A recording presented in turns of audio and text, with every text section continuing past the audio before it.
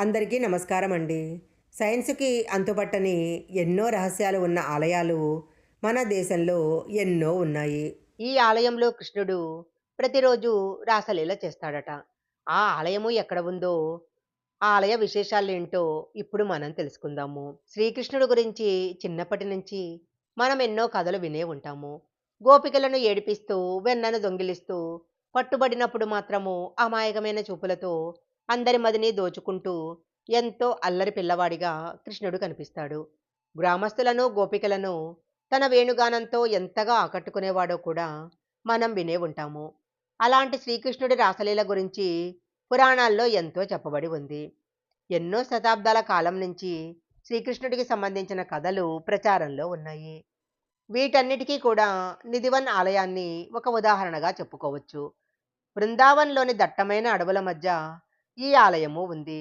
కృష్ణుడు ఇక్కడ గోపికలతో ఆహారాన్ని తయారు చేస్తాడని, తన అర్ధాంగి అయిన రాధతో గోపికలతో రాసలీల జరుపుతాడని అక్కడ స్థానికులు చెప్తుంటారు.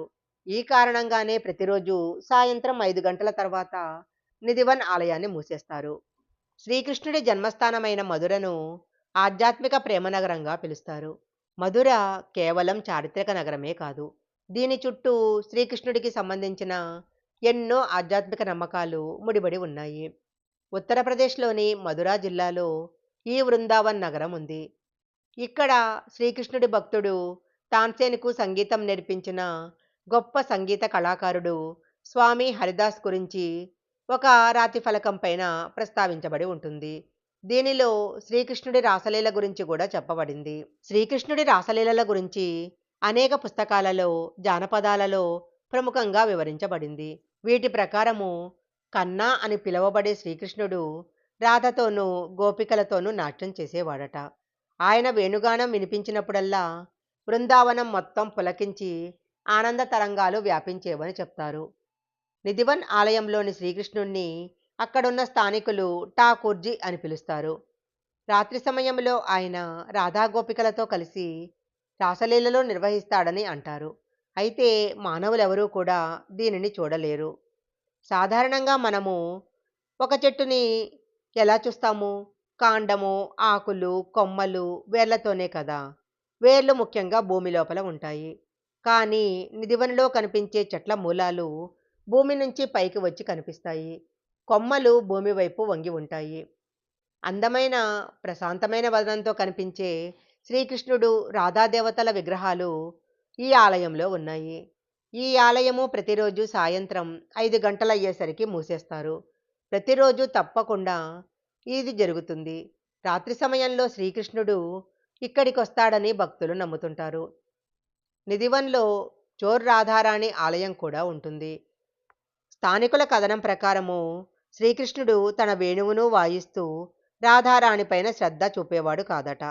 అందుకే ఆమె కృష్ణుడి వేణువును దొంగిలించినట్లు చెప్తారు.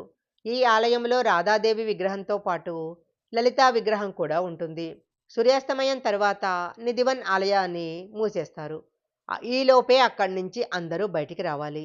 ఎవరైనా చీకటి పడిన తర్వాత లోపల ఉండాలని ప్రయత్నిస్తే వారికి దృష్టిలోపము, వినికిడి సమస్యలు, మూగతనము వస్తాయని చెప్తారు.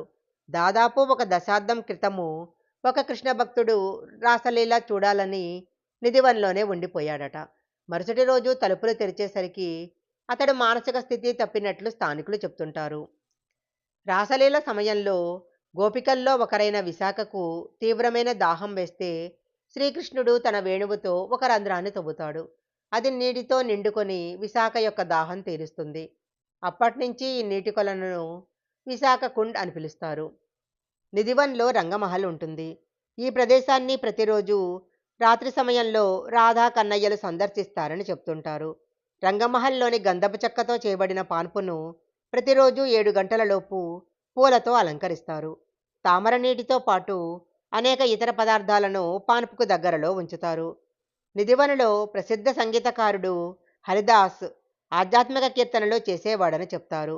ఆయన సంగీతానికి ముగ్ధుడైన శ్రీకృష్ణుడు ఆయన కలలో కనిపించి ఇక్కడ తాను నివసిస్తున్నానని చెప్తాడు. నిధివన్‌లో ప్రతి తులసి మొక్క ఒక జతగా ఉంటుంది. శ్రీకృష్ణుడు రాసలీలలు చేసే సమయంలో తులసి మొక్కలు గోపికలుగా మారతాయట. ఆలయ పరిసరాల నుంచి తులసి ఆకులు తుంచటం నిషేధము. ఇలా చేసిన వారికి అనేక విపత్తులు వస్తాయని చెప్తుంటారు. అందుకే ఇక్కడ ఎవరు తులసి మొక్కను తాకటానికి సాహసం చెయ్యరు. శ్రీకృష్ణుడు విష్ణుమూర్తి యొక్క 8వ అవతారంగా భక్తులు కొలుస్తారు.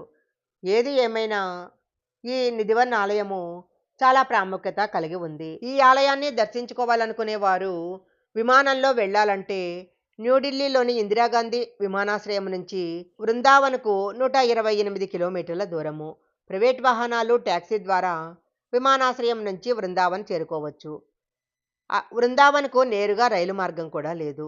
ఇక్కడ సమీపంలోని మధురా కాంటోన్మెంట్, మధురా జంక్షన్ వరకు ప్రతిరోజు రైళ్లు నడుస్తూ ఉంటాయి.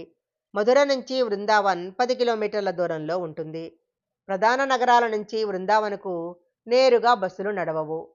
మధురలో దిగి అక్కడి నుంచి 10 కిలోమీటర్ల దూరంలో ఉన్న బృందావన్కు ఆటో, ట్యాక్సీ, క్యాబ్ ద్వారా చేరుకోవాలి.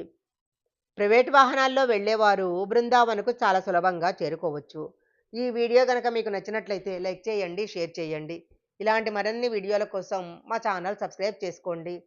పక్కనే ఉన్న బెల్ ఐకాన్ని యాక్టివేషన్ చేసుకుంటే మేము పెట్టే వీడియోలన్నీ కూడా మీకు ముందుగానే నోటిఫికేషన్గా వస్తాయి. మరొక మంచి వీడియోతో మళ్ళీ కలుసుకుందాం.